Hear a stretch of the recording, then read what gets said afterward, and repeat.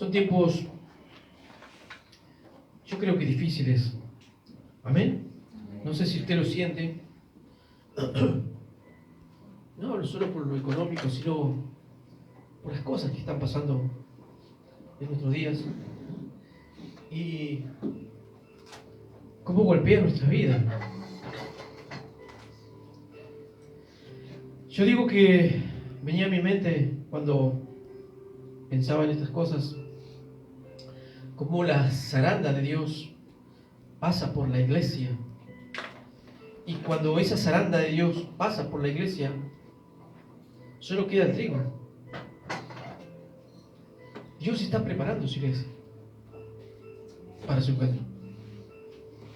Hermanos, si Dios está preparando su iglesia para su encuentro, ¿sabe qué hace la zaranda? Simboliza la prueba, las dificultades, de Dios, donde Dios permite para ver de qué estamos hechos, si estamos preparados para ser trigo y ser recogidos en el granero de Dios o no. Hermano, va a ser una sorpresa tan grande el arrebatamiento de la iglesia, que solo el trigo será llevado, solo las vírgenes prudentes. He preparado un mensaje que me ha llevado toda la semana prepararlo. Dios me abrió el corazón, una parábola que siempre la he predicado, pero esta vez es distinta, porque pude entender algunos contenidos que hacía falta en esa parábola. Si Dios quiere, más adelante la voy a empezar. Usted se va a dar cuenta en esa parábola qué clase de virgen es, qué clase de cristiano es. Pero hoy voy a hablar acerca de las bienaventuranzas, y habíamos quedado allí: bienaventurados los que lloran, porque ellos recibirán consolación. Mateo 5, ¿se acuerdan? Veníamos hablando de eso. Habíamos comenzado un poco el jueves hablando acerca de esta bienaventuranza.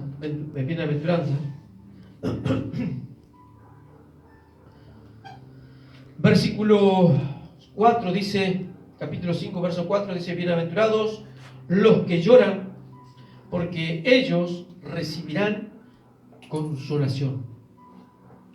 Habíamos hablado un poquito de eso y habíamos dicho que parece contradictorio lo que Jesús está diciendo, porque cuando miramos la palabra bienaventurado, significa poseedor de una gran alegría profunda que proviene de Dios y que el sufrimiento humano no puede destruir. Eso es lo que significaba bienaventurado en ese contexto. Y dijimos que parecía contradictorio lo que Jesús dijera, que es feliz, que tiene una alegría profunda, el hombre y la mujer que lloran. Habíamos hecho comparaciones que a veces hay personas, nosotros mismos, ¿no? Podemos llorar de alegría por algo que estamos disfrutando. Pero lo extraño aquí es que dice: bienaventurados los que lloran, porque ellos recibirán consolación.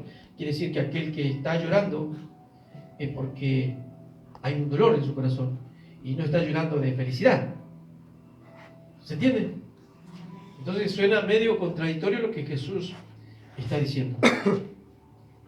Pero también habíamos descubierto el jueves que la palabra llorar aquí, según el diccionario, no es cualquier llanto, sino la aflicción más profunda. Denota el dolor piadoso y la tristeza por el pecado, el arrepentimiento y quebrantamiento espiritual de alguien que está llorando, arrepintiéndose de sus pecados. A esos Jesús va a consolar. Aquellos que se vuelvan a Él en arrepentimiento, dolor y con llanto, el Señor los perdonará para consolarlos. Y ahí viene la alegría de Dios, el ser afortunado. Porque cuando una persona, como nos ha pasado a nosotros, que nos hemos vuelto a Dios y Dios nos ha perdonado y hemos sentido ese perdón, sentimos paz, porque nos reconciliamos con el Señor y con esa paz viene la felicidad. ¿O no es así? A mí me pasó así, por lo menos. Yo sentí eso. Cuando me volví al Señor, me arrepentí, me reconcilié con Él, volvió la paz a mi corazón, porque mientras estaba sin arreglar mis cuentas con el Señor, no tenía paz en mi corazón. No la había paz. No encontraba una salida. Pero cuando me puse a cuentas con el Señor, me reconcilié con Él y sentí el perdón de Dios, sentí paz por primera vez. Por mucho tiempo. Y con esa paz vino la felicidad. Es la consolación de Dios. Y por eso fue bienaventurado. Entonces, lo que está enseñando en este versículo, bienaventurados los que lloran, los que se arrepienten de sus pecados, se vuelven a Dios, recibirán consolación de parte de Dios. Dijimos que consolados en el griego también significaba llamar a alguien a nuestro lado. Para ayudar implica recibir fortaleza, perdón, paz interior y el alivio directo de la presencia divina del Espíritu Santo. Eso es ser consolado, llamar a alguien a tu lado para recibir consuelo, para recibir una respuesta, en este caso de Dios, para recibir fortaleza, perdón, paz interior y el alivio directo de la presencia de Dios. El perdonado, me tomo como ejemplo, siente eso, siente alivio, siente descanso, porque Dios, a los que se vuelven a Él, no es para tenerlos ahí y castigarlos por lo que han hecho, sino es para restaurarlos, para darle paz y felicidad. Eso es consuelo de Dios. Y vaya que nosotros recibimos consuelo de Dios continuamente, ¿sí o no? Amén. Porque a veces a diario fallamos al Señor y a diario Dios nos perdona, y debemos saber que Dios en ese momento que nos perdonó es para que nos sintamos consolados por Él, que sintamos paz. Pero hermanos, si dudas cuando pides perdón a Dios, entonces nada de eso va a venir, va a seguir el problema en tu cabeza. Debemos acostumbrarnos a confiar en Dios y en el perdón de Dios. Amén. Para todo necesitamos el condimento de la fe. Si no hay fe, no se consiguen esas cosas espirituales. Damos siempre fe. Gloria a Dios. Entonces, lo que el Señor quiso decir, bienaventurados los que lloran, es el hombre y la mujer que se arrepiente y llora y confiesa su pecado. Jesús, cuando comenzó a predicar el Evangelio, lo primero que salió fue decirle a la población israelita que se arrepintiera. Vamos a mirar así en el libro de Marcos, capítulo 1, versos 14 y 15. Porque vamos a ver cómo predicaba Jesús. Si es que se predica como se predica hoy. Libro de Marcos, capítulo 1, versos 14 y 15.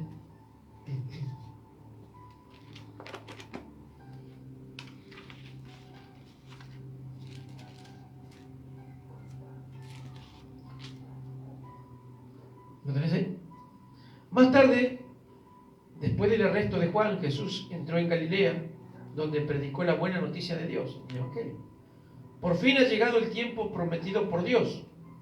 Anunciaba, el reino de Dios está cerca. Arrepiéntanse de sus pecados y crean a la buena noticia. Esa es la forma de predicar. Vio que no empezó Jesús, vengan a mí que yo los voy a sanar, los voy a bendecir, los voy a prosperar. No empezó a predicar Jesús. No es la forma de predicar. Es llamar a la gente al arrepentimiento porque el reino de Dios se ha acercado. Primero Dios quiere que arreglemos cuentas con Él para recibir algo de Él. ¿Sí o no es así? Esa es la forma. A veces la gente quiere, y principalmente gente que a veces se ha ido a la iglesia y vuelve, que Dios le solucione los problemas enseguida, tan desesperado. Y está bueno que a través de los problemas se vuelvan a Dios. Pero primero arrepentimiento, primero conversión, primero perdón de Dios, primero el cielo, primero mi reconciliación con Dios, para que después venga, ¿verdad?, tiempos de refrigerio sobre nuestra vida. ¿Es así? ¿Cómo funciona? No funciona de otra manera. ¿Y qué significa el reino de Dios? Se ha acercado. ¿Dónde está establecido el reino de Dios? Sí, en la tierra, pero ¿dónde?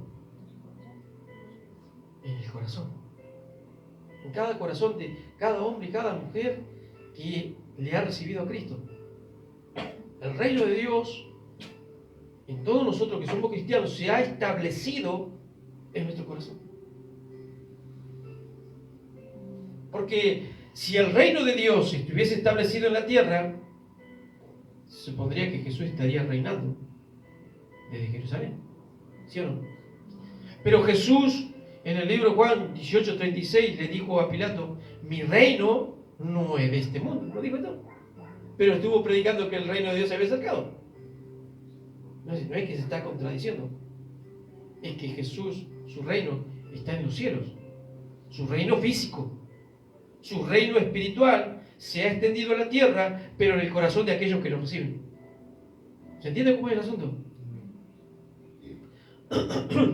Vamos a mirar así en 2 de Corintios, capítulo 7.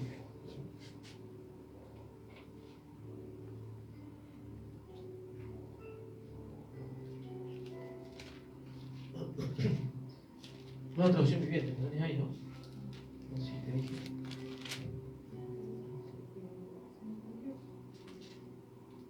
Segunda de Corintios, capítulo 7, verso 10. Porque la tristeza que es según Dios produce arrepentimiento para salvación, de lo que no hay que arrepentirse, pero la tristeza del mundo produce muerte. Miren lo que dice el apóstol Pablo aquí. Pues la clase de tristeza que Dios desea que suframos nos aleja del pecado. Hay una tristeza que venga a través de las dificultades que la produce Dios.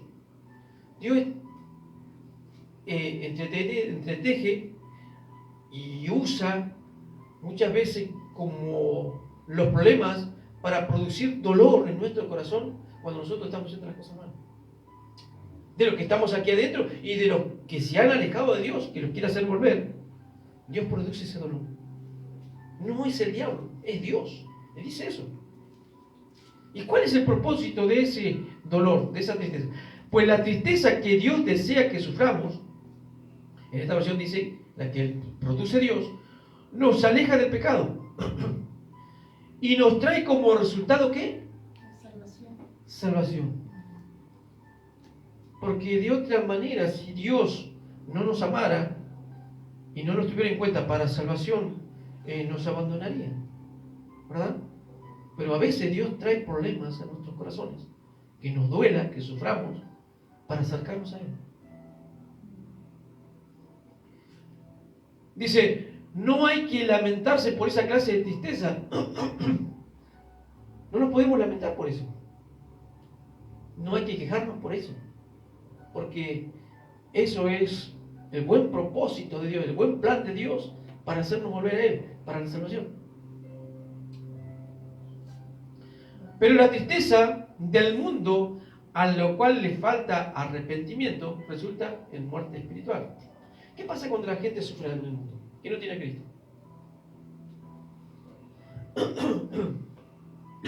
Lloran, les duele lo que están pasando, pero ese arrepentimiento de lo que hayan hecho mal, vamos a suponer a alguien que asesinó a otro ser y está arrepentido, no los lleva a buscar a Dios. Algunos sí, si se les predica, pero ese dolor que produce el mundo no los lleva a acercarse a Dios. Y permanecen que en muerte espiritual, desconectados de Dios, de la vida de Dios. Pero no es la tristeza que produce en nosotros que nos hemos acercado a Él, es diferente. La tristeza, los problemas que Dios nos permite que vengan sobre nuestra vida para producirnos tristeza, es para acercarnos a Él. ¿Me van siguiendo, verdad?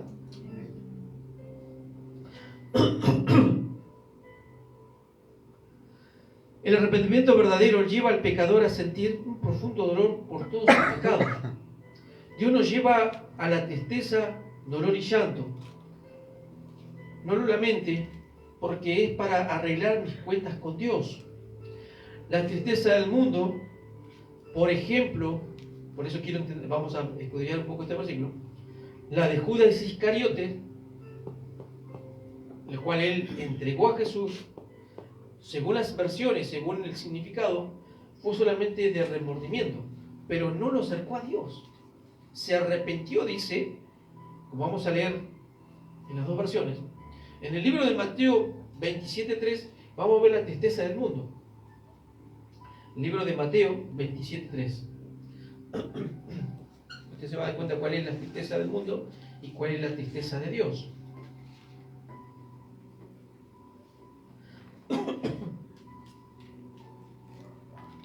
Mateo 27:3. Entonces Judas, el que le había entregado, viendo que era condenado, devolvió arrepentido. ¿Vio que aparece la palabra arrepentido? Las 30 piezas de plata a los principales sacerdotes y los ancianos. ¿Cómo es ahí?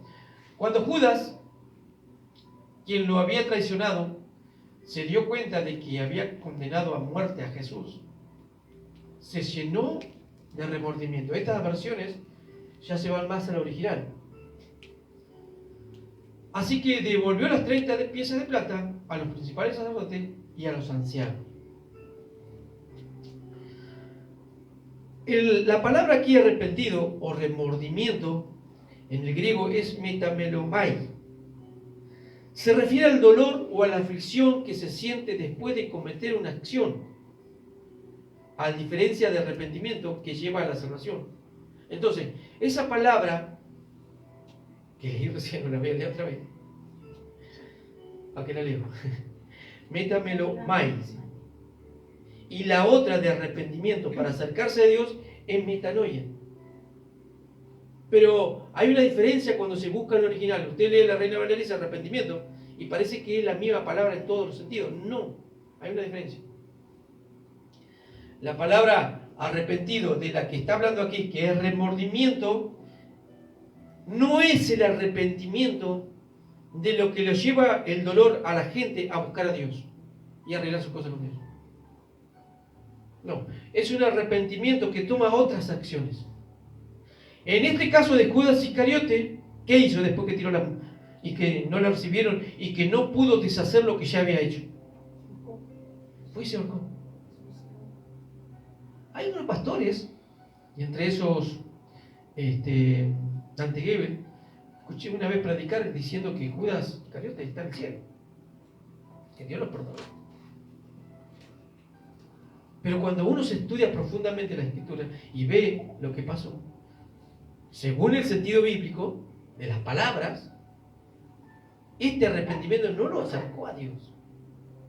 Al contrario, lo llevó a la muerte. Esta es la tristeza del mundo. ¿Me van siguiendo? Ojalá, si algún día te alejas de Dios, no te pase esto. Porque te va a llevar al infierno, como Judas Iscariote. Judas Iscariote fue uno de los apóstoles del Señor. Entiendo que nunca se convirtió. Y ese fue el fruto al final. Hermano, no se puede estar en la iglesia sin un verdadero arrepentimiento. Tarde o temprano las consecuencias vendrán. Tarde o temprano la zaranda de Dios te sacará de la iglesia. Y lo triste será que si viene alguna tragedia te vas a ir al infierno. El libro de Juan, primera de Juan, capítulo 2, dice de aquellos que se habían alejado del Señor, llamándoles anticristo, estaban con nosotros, pero no eran de nosotros, porque se fueron de nosotros. Se habían alejado de la iglesia, para manifestarse que no todos, dice, son de nosotros. Judas Iscariote parecía un hijo de Dios, parecía un verdadero discípulo del Señor, pero nunca fue del Señor, porque nunca se convirtió sinceramente. Estaba al lado del Señor porque él veía la fama que había adquirido Jesús y que habían querido sus discípulos. Él estaba al lado de Jesús pensando en negocios más que el propósito que Jesús le había llamado, rescatar almas para el cielo. Él vio una oportunidad porque era un hombre codicioso y ambicioso de tener dinero. Es por eso que le interesaba mucho tener la bolsa. Y dice que él metía, robaba, estando al lado de Jesús, que lo sabía todo, que no había un pensamiento que Jesús no pudiera entender. Jesús sabía todo eso. Y si Jesús estaba, no dice en ningún momento que Jesús lo haya reprendido por ladrón. No lo encuentro yo. ¿Y por qué Jesús nunca lo reprendió si sabía que robaba? Porque le daba otra oportunidad.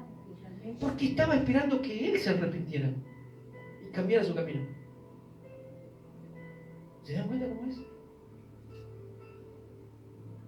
Hay gente que se va de la iglesia y nos hemos cansado de ayudarlo, aconsejarnos y todo, y de visitarnos. Y están esperando que uno vaya a arreglar su situación. No, son ellos los que tienen que arreglar su situación con Dios. Venir a la iglesia a arreglar su situación. No son nuevos, son gente a veces vieja que se va de la iglesia.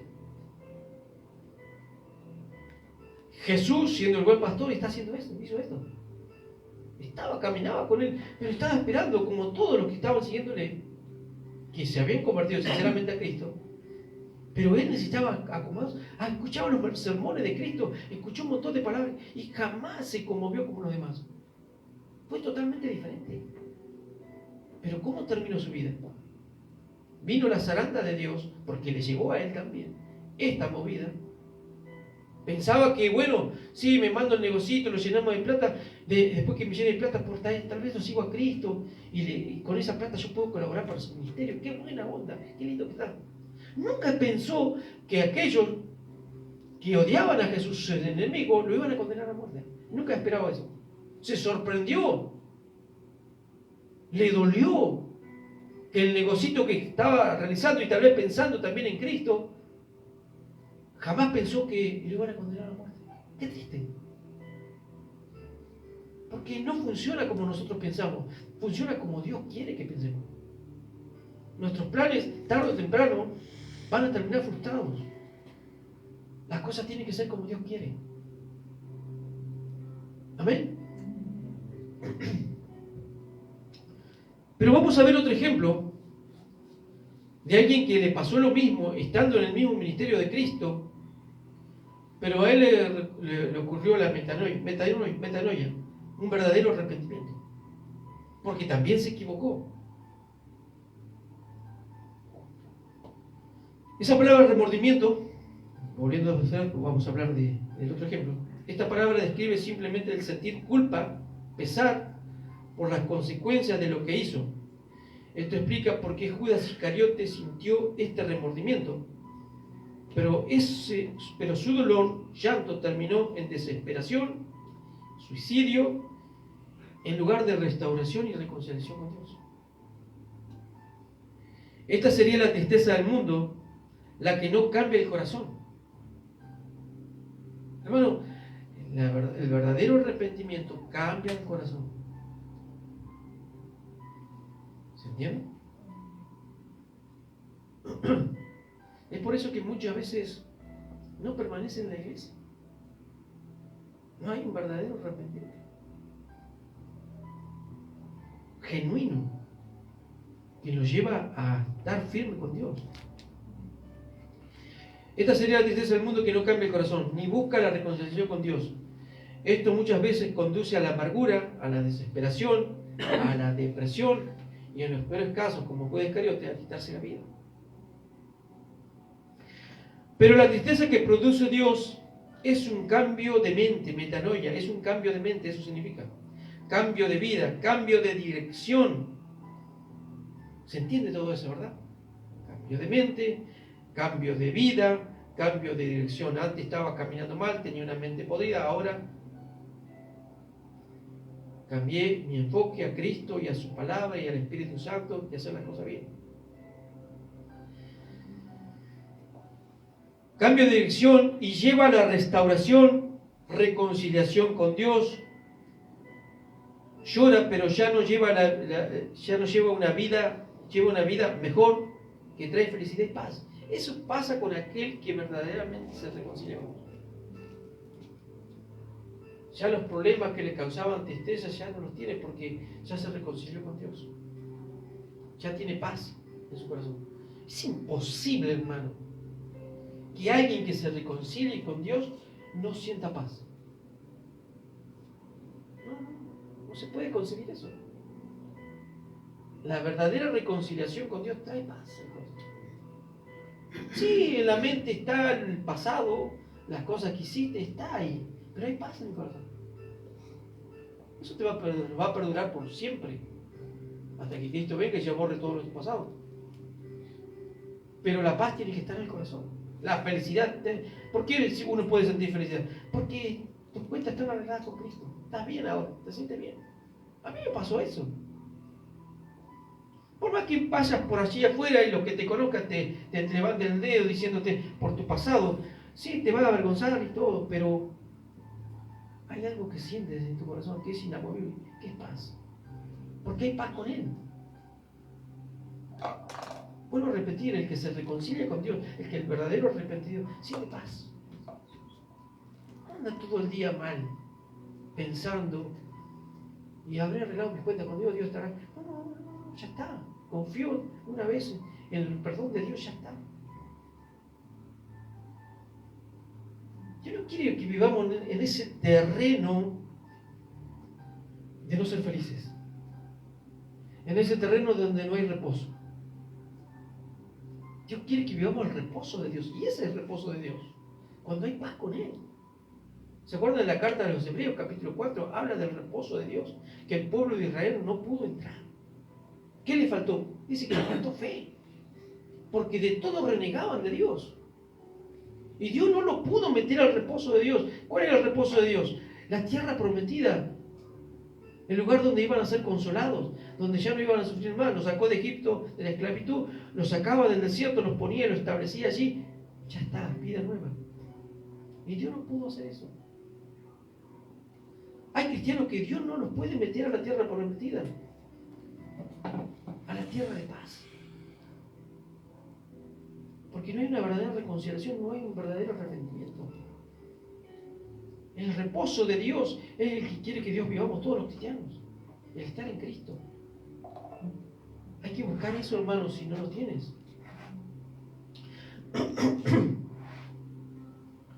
Gloria a Dios. Pero la tristeza que produce Dios es un cambio de mente, cambio de vida, cambio de dirección. Lleva a la restauración y reconciliación con Dios. Hay un ejemplo de esto en el libro de Mateo. Vamos a mirar capítulo 26, versos 69 al 75. Mateo, capítulo 26, del versículo 69.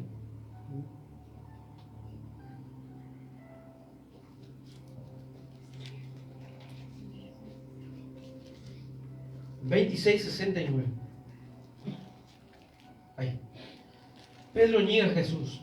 Mientras tanto, Pedro estaba sentado afuera en el patio. ¿Se acuerdan que Jesús anteriormente les había dicho a todos los apóstoles? Satanás, Pedro, nos ha pedido para zarandearos como a trigo. ¿Se acuerdan? Y Pedro, ¿qué dijo? No, Señor, si tengo que ir hasta la muerte contigo, no haré. Y le dice que los demás dijeron lo mismo. No le creyeron a Jesús, que lo sabe todo. Y Pedro, dentro de todo, se las aguantó más de lo que había dicho. Llegó hasta el patio donde estaba Jesús arrestado. Una sirvienta se acercó y le dijo: tú eres uno de los que estaban con Jesús el Galileo. Pero Pedro lo negó frente a todos. No sé de qué hablas, le dijo. Más tarde, cerca de la puerta lo vio otra sirvienta, quien le dijo a los que estaban ahí, por ahí: este hombre estaba con Jesús de Nazaret. Nuevamente Pedro lo negó, esta vez con un juramento. Ni siquiera conozco al hombre, dijo. No creo que haya hecho así, te lo juro. Un poco más tarde, algunos de los otros que estaban allí se acercaron a Pedro y dijeron: seguro que tú eres uno de ellos, nos damos cuenta por el acento galileo que tienes. Estaban a las manos, ¿no? De repente, versículo 64, ¿no? Pedro juró: que caiga una maldición si les miento. ¡Wow! Qué raro que no vieron esa palabra los que declaran. Siempre ellos ven las palabras positivas. ¿Por qué no miran esta negativa? Miren lo que dijo Pedro. ¿Y Pedro tenía autoridad de parte de Dios, sí o no? Dice que en Mateo 10:1 que los llamó a los 12 y les dio autoridad sobre los espíritus inmundos para que echasen fuera y para sanar toda enfermedad y toda dolencia. Quiere decir que tenía autoridad. Quiere decirse que lo que él dijo se tendría que haber venido, ¿sí o no? Él declaró maldición, entonces, según los declaradores, lo que tú declaras, eso te viene. ¿Le tuvo que venir una maldición a Pedro, sí o no? Pregunto, ¿le vino maldición a Pedro? Se ve que no le funcionó a Pedro. ¿Por qué? Porque él mintió, aparte de eso. Que caiga una maldición. Estaba mintiendo, pero declaró una maldición. Mire, si Dios estuviese a las órdenes nuestras de lo que nosotros declaramos, ¿cómo le hubiera ido a Pedro? Mal. ¿Se da cuenta que esas cosas no funcionan? Que son una mentira, son un engaño. No conozco al hombre, dice Pedro. Qué presión, lo que es zaranda. El diablo, ¿cómo sabe someternos a algo que nos va a hacer explotar? Que no vamos a aguantar. Inmediatamente el gallo cantó. De repente, las palabras de Jesús pasaron rápidamente por la mente de Pedro. Se acordó Pedro, después cantó, después que dijo, negó 3 veces y el gallo cantó. Las palabras de Jesús. Antes de que el gallo cante, negarás 3 veces que me conoces. Y Pedro salió llorando amargamente. Y acá hay que ver el punto. ¿Lloraba realmente de arrepentimiento sincero, metanoia? ¿O lloró como Judas Iscariote? Vamos a ver esta verdad. En el libro de Juan, capítulo 21,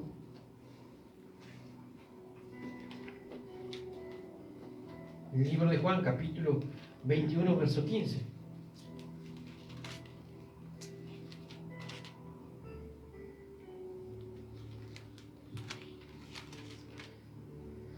Desde el versículo 21 en adelante, Jesús se le aparece a los apóstoles en el mar. Ellos decidieron irse a pescar porque Jesús ya había muerto. Por lo tanto, tenían que esperar la resurrección. Y no estaban muy bien. No estaban tampoco muy seguros. Entonces Jesús va en busca de ellos y los llama nuevamente. Y ahora están comiendo un pescadito en la playa. Y Jesús se pone a hablar con Pedro. Versículo 15 dice: después del desayuno, Jesús le preguntó a Simón Pedro: Simón, hijo de Juan, ¿me amas más que todo esto? Sí, Señor, contestó Pedro, tú sabes que te quiero, entonces alimenta mis corderos, le dijo Jesús. ¿Qué estaba sucediendo allí? Un verdadero arrepentido. Ese llanto que lloró amargamente fue verdaderamente un arrepentimiento, un metanoia, un cambio de mente. Un cambio de mente que lo llevó, que cuando Jesús estuvo en la playa y los llamó porque no podían pescar nada, Pedro reconoció que ese hombre era Jesús y vino rápidamente a él. Judas, en vez de ir rápidamente a Jesús y pedirle perdón a Jesús, porque todavía Jesús, aunque estaba condenado, no había sido crucificado, tuvo la oportunidad de acercarse y no fue. Pero Pedro sí. Jesús lo llamó y Pedro fue corriendo hasta Jesús. El verdadero arrepentido corre a los pies de Jesús, corre a los pies de Dios, para que Dios lo perdone para que Dios lo restaure, para que él viva con Dios. Y aquí vemos que Jesús está lejos de haber perdido la cabeza, de decir, bueno, Pedro, me fallaste, yo te dije que me ibas a negar, me fallaste, fuiste desobediente, te saco del ministerio, te saco de mis planes, ni siquiera vas a figurar allí en la Nueva Jerusalén. Nada. No se acordó nada de eso Jesús. No hubo un reproche de Jesús por lo que Pedro hizo, porque lo negó feo. Estuvo mal, estuvo pésimo. Y dice la Escritura que Jesús estaba en ese mismo patio y que Jesús miró. No sé si usted vio la película de cómo era la pasión de Cristo, y se ve a Cristo arrestado y a Pedro ahí, y que cuando Pedro ya lo negó, mira a Pedro a Jesús y se le rompe el corazón. Ah, Pedro, me había fallado. Pero no hay un reproche de Cristo. Eso es lo maravilloso de Dios, que cuando Dios perdona, olvida todo. No hay un reproche de Dios. Y lo que sí le recuerda a Pedro aquí, desde el capítulo 15 hasta el versículo 19, es el llamado para que siga trabajando, para que cumpla los propósitos, los planes para que Él lo llamó. Esa es la tristeza que produce Dios en el corazón de los cristianos, para que siempre nos volvamos a Él, para que Él nos restaure, nos mantengamos firmes y sigamos caminando en su ministerio. Amén. Esa es la tristeza que después se convierte en alegría, porque hay consolación de parte de Dios. Eso es lo que Jesús quiso decir. Bienaventurados los que lloran, porque ellos recibirán consolación. Pedro recibió consolación. Imagínate la alegría de Pedro de nuevamente Jesús perdonándolo, restaurándolo, no quitándolo de los propósitos ni del ministerio, sino incluirlo en los planes de Dios. Digo yo, ¿cómo te sientes tú con todo esto? ¿Ha sido bueno Dios contigo? ¿Te ha desplazado de lo que Dios te ha llamado? A pesar de los errores que hemos cometido. Claro que no. Entonces eres y somos unos bienaventurados. Somos bienaventurados. Debemos sentirnos felices, porque a pesar de todo Dios nos mantiene en su senda y en sus propósitos y planes. Tal vez tú te mirarás y dirás, bueno, no estamos a la altura de aquellos grandes predicadores. No importa, cada quien Dios lo ha llamado de la forma de la que somos. ¿Acaso Dios no sabía que íbamos a ser así? Que no íbamos a ser tan, por decirlo así, tan profesionales como hay otros que han estudiado, que tienen megas iglesias. Hay una parábola que Jesús hace y dice que él, el dueño de la finca, empieza a contratar empleados. A uno lo contrató a algunos que vinieron a trabajar, y creo que era un talento, no sé, no me acuerdo bien cuánto era que le pagaban.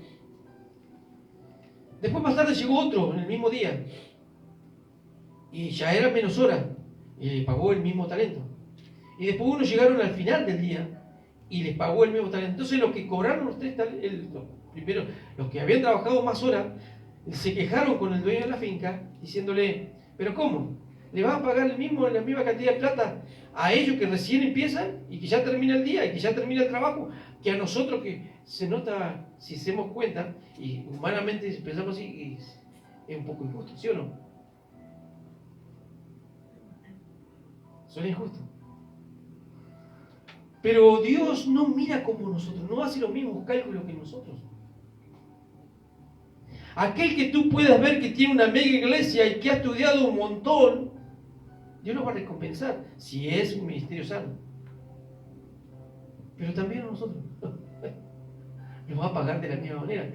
Porque lo que importa es lo que estamos fabricando de corazón y con sinceridad. Algunos pueden decir, bueno, yo lo único que he alcanzado es ser portero. No importa, Dios te va a pagar igual por eso, si lo has hecho de corazón. Como aquel gran predicador que está en otra parte de otro país y que su ministerio es reconocido, Dios nos va a pagar lo mismo. Nos va a recompensar igual. Esa palabra a mí me llamó mucho la atención. ¿Se da cuenta cómo es Dios? Que no mide de la misma manera que medimos nosotros. Porque, digo yo, tal vez no pase, pero ¿qué va a pasar en el momento de la recompensa si en serio? Vea yo, con un puñadito de gente. Y va a venir otro pastor de allá, no quiero nombrar porque son buenos pastores, y van a traer miles de gente.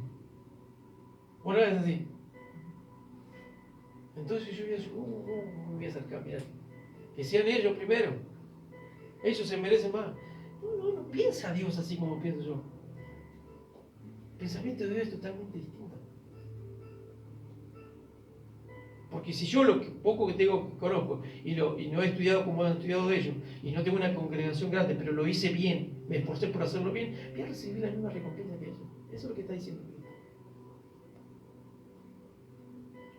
Amén.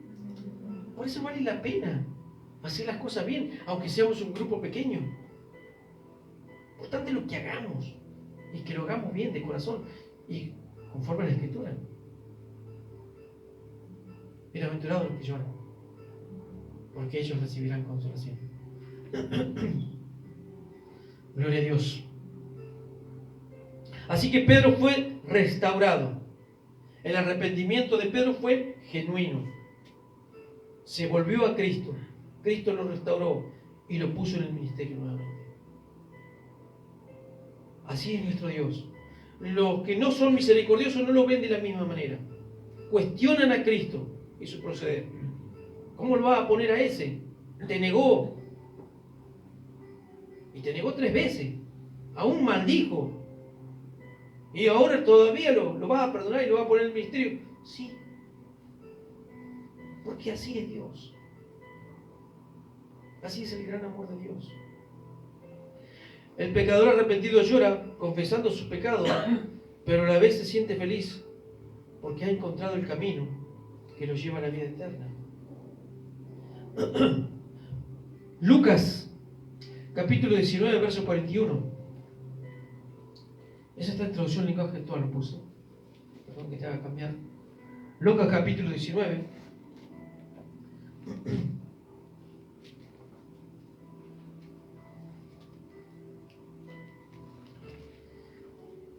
Verso 41.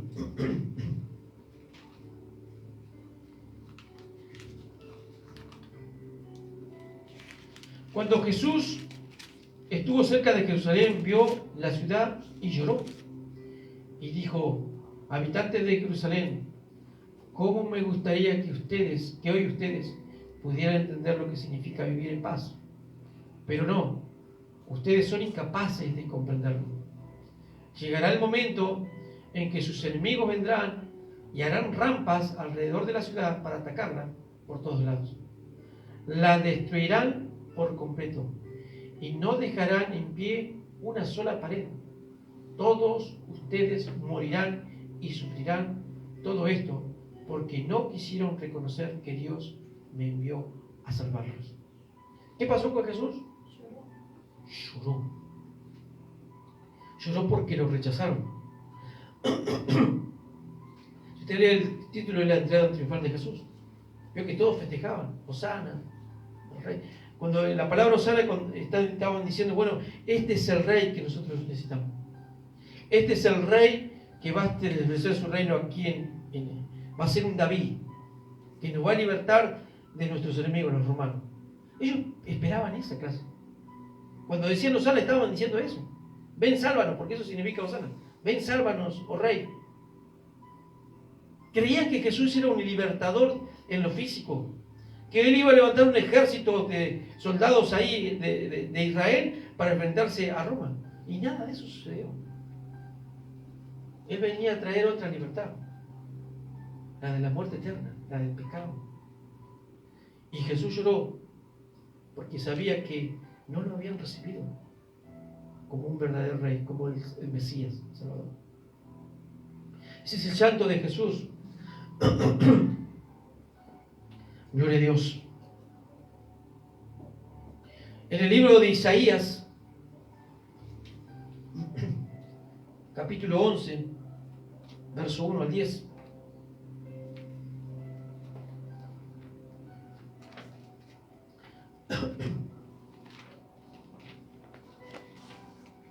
Isaías 11,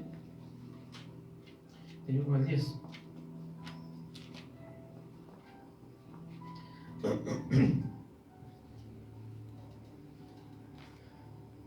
Del tocón de la familia de David saldrá un brote, sí, un retoño nuevo que dará fruto de la raíz vieja. Ese es hablando de Jesús.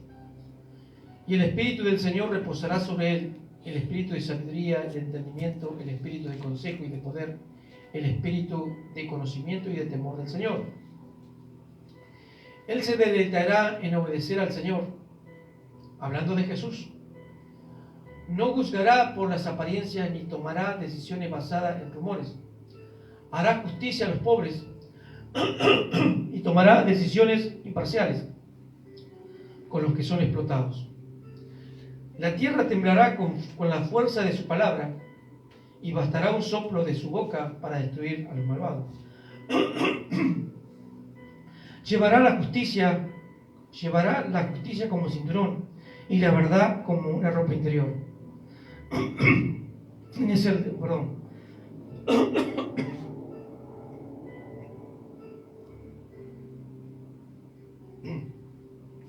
ese día el lobo y el cordero vivirán juntos, y el leopardo se echará junto al cabrito, el ternero y el potro estarán seguros junto al león, y un niño pequeño los guiará a todos.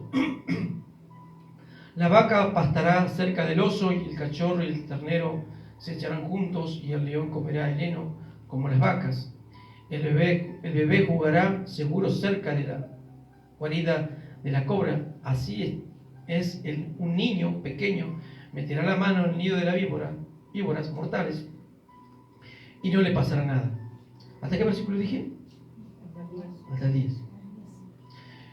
En todo mi monte santo no habrá nada que destruya o haga daño, porque así como las aguas llenan el mar, así también la tierra estará llena de gente que conocerá al Señor. En ese día el heredero del trono de David será estandarte de salvación para el mundo entero. Las naciones se reunirán junto a él, y la tierra donde vive será un lugar glorioso. Hablando del reinado de Jesús. Ese es el reinado físico que los israelitas esperaban. Estaba escrito, ellos conocían eso. Ellos tenían una idea del Mesías, eso, de lo que estaba hablando Isaías. Pero no conocieron otra parte, que habla el libro de Isaías en el capítulo 53. De que ese Mesías que vendría, sufriría, sería un hombre de dolores, ¿se acuerdan? Gloria al Señor. Jesús habló en el libro de Juan 6:33: en el mundo tendréis aflicción, pero confiad, yo he vencido al mundo.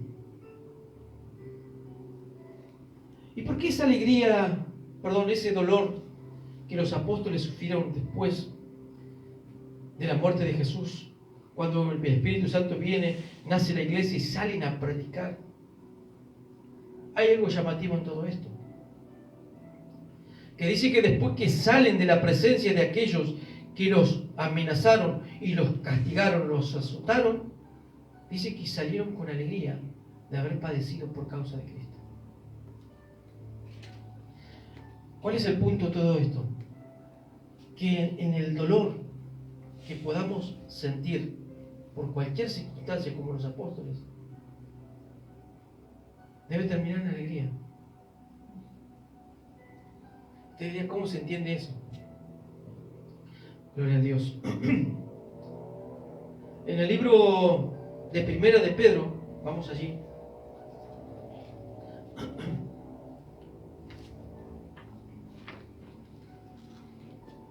Capítulo 4, verso 12, 17. Hay algo interesante en todo esto, que nos puede ayudar ¿verdad? Si confiamos en la palabra de Dios. Primera de Pedro, capítulo 4, verso 12. Nueva traducción viviente. Primera de Pedro 4, 12. Primera de Pedro 4, 12. ¿Nueva traducción viviente? Bien. Queridos amigos, no se sorprendan de las pruebas de fuego por las que estén atravesando, como si algo extraño les estuviera sucediendo. En cambio, alégrense mucho, porque estas pruebas los hacen ser participantes con Cristo. ¿Qué hacen las pruebas? Nos hacen hacer participantes con Cristo. Eso es lo que los apóstoles pensaban. Que después que habían sido azotados y habían sido amenazados, se fueron de la presencia de Jesús alegres porque habían sido participantes de los padecimientos de Cristo. ¿Qué debemos hacer? Alegrarnos. Porque se nos permite ser participantes de las pruebas, como Cristo. Con que Cristo de su sufrimiento, para que tengan la inmensa alegría de ver su gloria cuando sea revelada con todo el mundo. Eso me llamaba la atención, yo no podía entender. ¿Qué significaba eso? ¿Cuál es el propósito de eso? Eso es lo que me gustaría a mí en ese momento, decía yo, quería entenderlo. En el libro de Romanos vamos a entender esa partecita ahí. El libro de Romanos, capítulo 8, verso 17.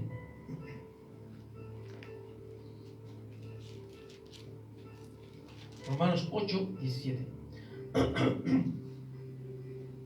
Y 18. Así que como somos sus hijos, también somos herederos. De hecho, somos herederos junto con Cristo, de la gloria de Dios.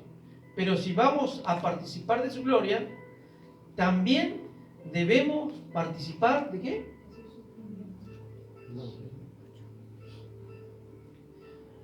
¿Qué le pasó a Cristo? Fue torturado, ya todo eso lo sabemos, fue crucificado, murió y resucitó. ¿Y qué dice el libro de Filipenses? ¿Qué pasó con Cristo?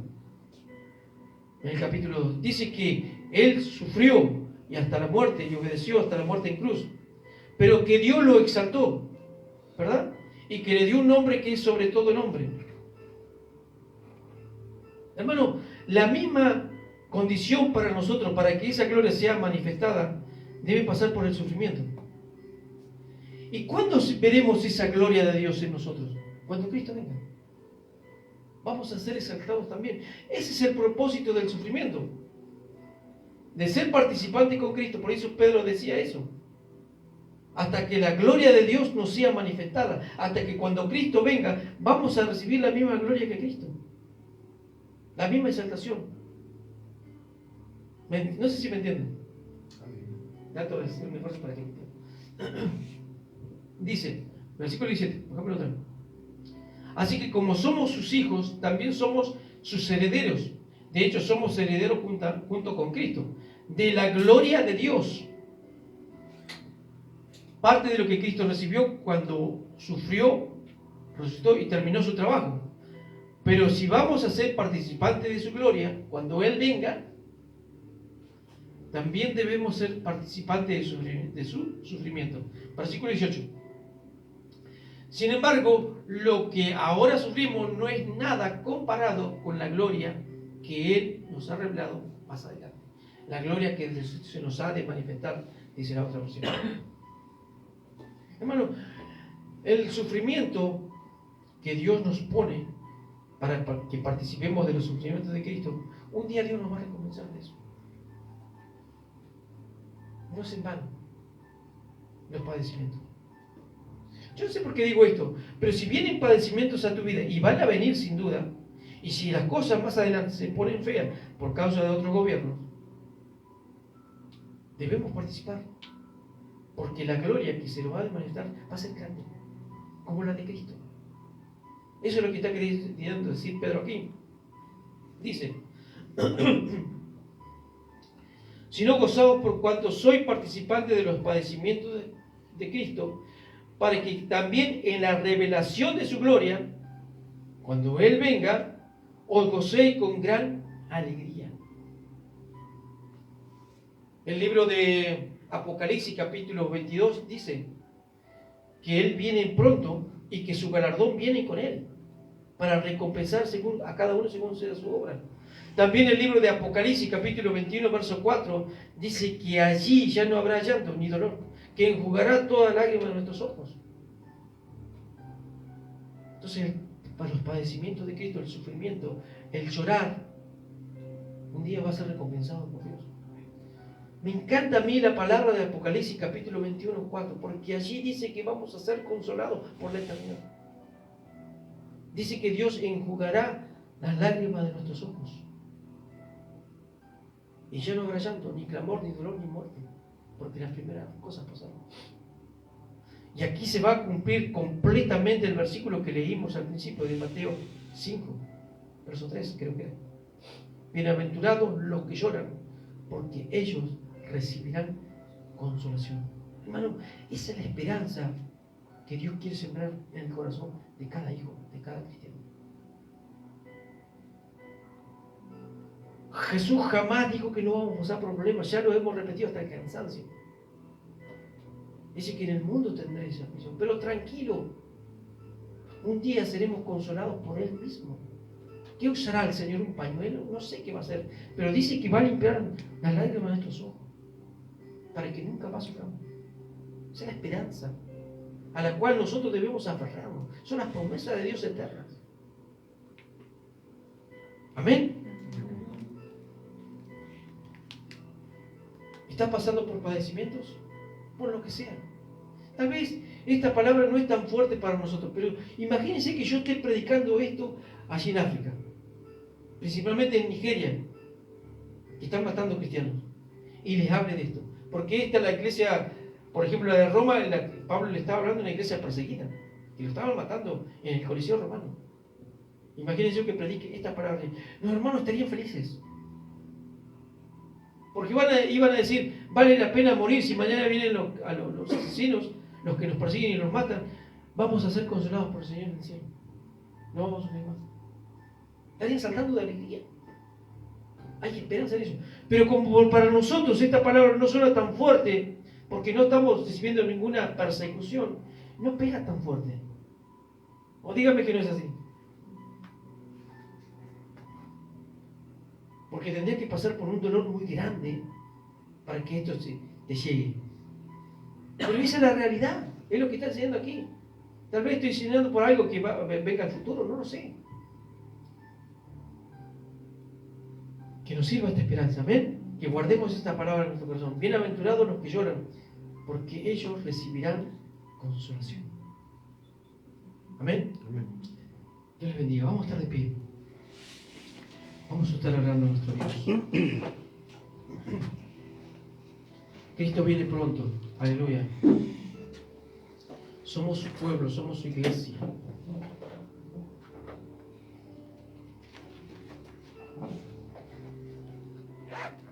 ¿Qué eres? ¿El trigo de Dios? Las zarandas, yo creo que la zaranda de Dios, miren, fíjense que como es la zaranda de Dios, que lo que no está bien no permanece. ¿Sí o no, hermano? Somos poquitos y yo los conozco y ustedes nos conocemos. Cuando viene la zaranda de Dios no permanece la gente. ¿Y qué va quedando? De a poco, el trigo. Las pruebas no pueden faltar. Dios necesita preparar su iglesia. Y lo que va quedando es el trigo nada más. Lo que Dios viene a buscar. Hermano, ¿qué eres tú? ¿Eres trigo? ¿Que Dios viene a buscar? Dios quiere que así sea. Si permaneces en las pruebas, en la lucha, yo puedo darme cuenta como humano que eres trigo, que Dios viene a buscar. Que realmente le perteneces a Él. Los que no son trigo no permanecen. Tengo que decirlo con dolor en mi corazón para que reaccionen. Los que no permanecen no son trigo. No están dando frutos. Pero yo creo que ustedes son vírgenes prudentes, amén. Amén. Que se duerme, nos dormimos como la insensata. pero que estamos acumulando aceite. Esto es venir a la iglesia, hermano. Usted va, cuando yo le dé el estudio de la palabra, venir a la iglesia es acumular aceite, es acumular reserva. ¿Para cuándo? Para que cuando Cristo venga. Vamos a orar. Padre eterno, en el nombre de Jesús, te damos la gloria y la honra, Señor, para siempre. Gracias, mi Señor, por tu palabra.